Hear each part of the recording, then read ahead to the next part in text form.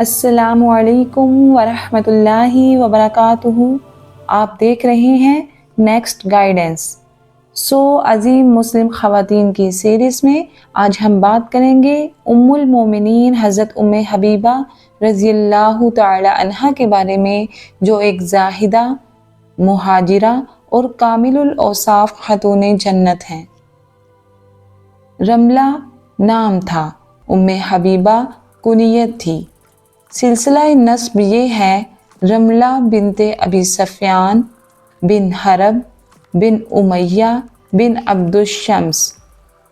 والدہ کا نام صفیہ بنت ابی العاص تھا، جو حضرت عثمان غنی رضی اللہ تعالی عنہ کی پھوپھی تھیں۔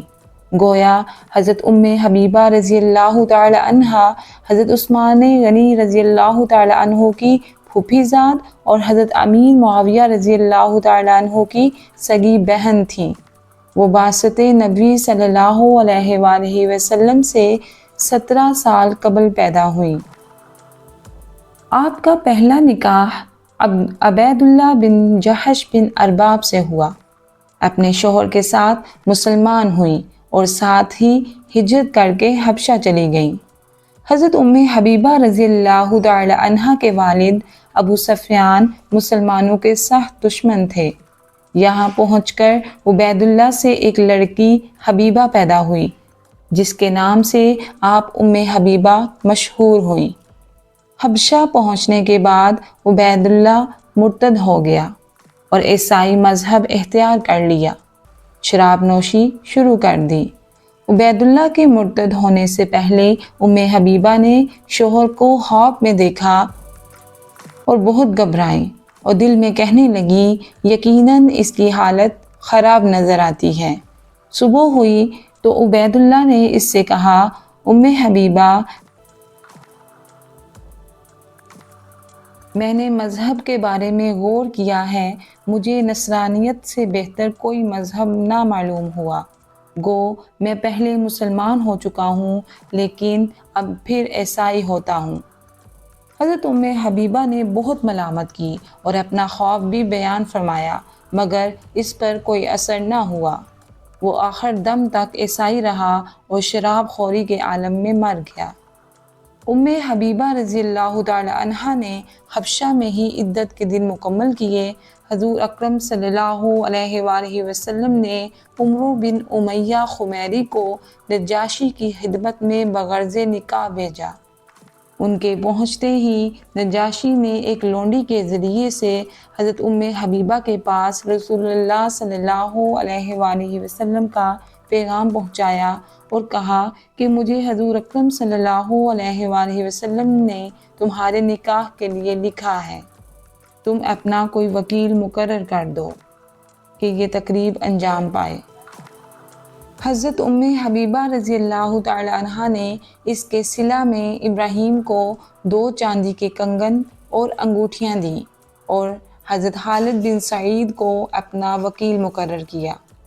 جب شام ہوئی تو نجاشی نے وہاں کے مسلمانوں کو جمع کر کے جعفر بن ابی طالب کو بلا کر خود نکاح پڑھایا اور 400 دینار مہر آن حضرت صلی اللہ علیہ وآلہ وسلم کی طرف سے خالد بن سعید کو ادا کیے۔ جب مراسم نکاح سے فراغت ہو گئی اور لوگ اٹھ کر جانے لگے تو خالد بن سعید نے ٹھہرایا کہ انبیاء کی سنت یہ ہے کہ نکاح کرتے ہیں تو کھانا بھی کھلاتے ہیں۔ پھر سب کو کھانا کھلا کر رخصت کیا۔ یہ نکاح 6 یا 7 ہجری میں ہوا۔ اس وقت ام حبیبہ کی عمر 36 یا 37 سال کی ہوگی۔ نکاح کے بعد ام حبیبہ بحری جہاز میں بیٹھ کر روانہ ہوئیں اور مدینہ کی نزدیکی کی بندرگاہ میں اتریں۔ اس وقت حضور اکرم صلی اللہ علیہ وآلہ وسلم خیبر میں تشریف فرما تھے۔ حضرت ام حبیبہ رضی اللہ تعالی عنہا بڑے مستحکم ایمان کی خاتون تھیں۔ اللہ تعالیٰ نے ان کو قدیم اسلام ہونے کا شرف عطا کیا ہے، حالانکہ ان کے والد فتح مکہ تک مشرکین کی قیادت کرتے رہے۔ اسلام کی خاطر انہوں نے طویل سفر کی صعوبتیں خندہ پیشانی سے برداشت کی اور حبش میں غربت کی زندگی اختیار کی۔ حالانکہ ان کا گھرانہ تمول اور سیاست کے لحاظ سے قریش سے بہت ممتاز تھا۔ فتح مکہ سے قبل ابو سفیان ایک دفعہ ان سے ملنے مدینہ آئے۔ اس آمد کا مقصد یہ بھی تھا کہ اپنی بیٹی کی معرفت صلح کی توثیق کے لیے کوشش کریں۔ جب وہ رسول اکرم صلی اللہ علیہ وآلہ وسلم کے بستر پر بیٹھنے لگے تو حضرت حبیبہ نے بستر پر اپنے باپ کا بیٹھنا بھی پسند نہ کیا۔ حضرت حبیبہ نے جواب دیا کہ یہ حضور اکرم صلی اللہ علیہ وآلہ وسلم کا بستر ہے اور آپ مشرک ہیں، اس بنا پر ناپاک ہیں۔ ابو سفیان نے کہا، تو میرے پیچھے بہت بگڑ گئی ہے۔ ایک روایت میں ہے کہ تو بہت گستاخ ہو گئی ہے۔ حدیث پر بہت شدت سے عمل کرتی تھیں اور دوسروں کو بھی تاکید کرتی تھیں۔ ان کے بانجے ابو سفیان بن سعید بن مغیرہ آئے اور انہوں نے ستو کھا کر کلی کی تو بولی، تم کو وضو کرنا چاہیے، کیونکہ جس چیز کو آگ پکائے اس کے استعمال سے وضو لازم آتا ہے۔ یہ حضور اکرم صلی اللہ علیہ وآلہ وسلم کا حکم ہے۔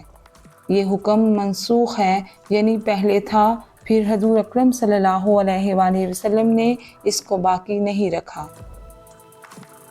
ان کے والد ابو سفیان کا انتقال ہوا تو خوشبو منگوا کر رخساروں اور بازوؤں پر ملی اور کہا، مجھے اس کی خبر بھی نہ ہوتی اگر میں نے رسول اللہ صلی اللہ علیہ وآلہ وسلم کو یہ فرماتے نہ سن لیا ہوتا کہ ایماندار عورت کے لیے 3 دن سے زیادہ سوگ جائز نہیں، اور شوہر کے لیے یہ سوگ کی مدت 4 ماہ 10 دن ہے۔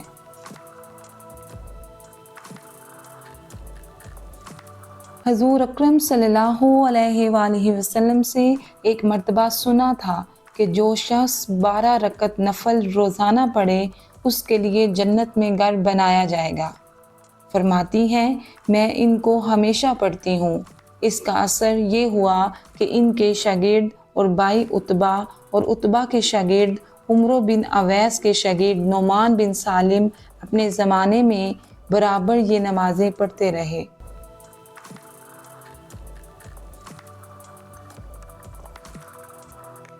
صحیح مسلم میں خود ابو سفیان کی زبانی منقول ہے، اپنی بیٹی کے حسن و جمال پر فخر کیا کرتے تھے۔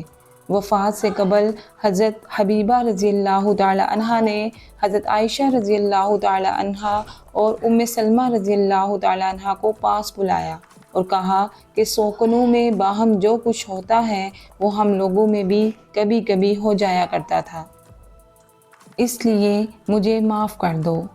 حضرت عائشہ رضی اللہ تعالی عنہا فرماتی ہیں کہ میں نے معاف کر دیا اور ان کے لیے دعائے مغفرت کی تو بولی، تم نے مجھے خوش کیا، خدا تمہیں خوش کرے۔ آپ بڑی فاضل و کامل اوصاف بیوی تھی۔ فن حدیث میں آپ کے کئی شاگرد تھے۔ آپ کی روایت کردہ احادیث کی تعداد 65 بتلائی جاتی ہے، جو آپ نے حضور اکرم صلی اللہ علیہ وآلہ وسلم اور المومنین حضرت زینب بن جحش سے روایت کی۔ حضرت حبیبہ نے اپنے بھائی امیر معاویہ کے زمانہ خلافت میں 44 ہجری میں انتقال کیا اور مدینہ منورہ میں دفن ہوئیں۔ اس وقت ان کی عمر 63 برس تھی۔ حضور اکرم صلی اللہ علیہ وآلہ وسلم سے ان کی کوئی اولاد نہیں تھی۔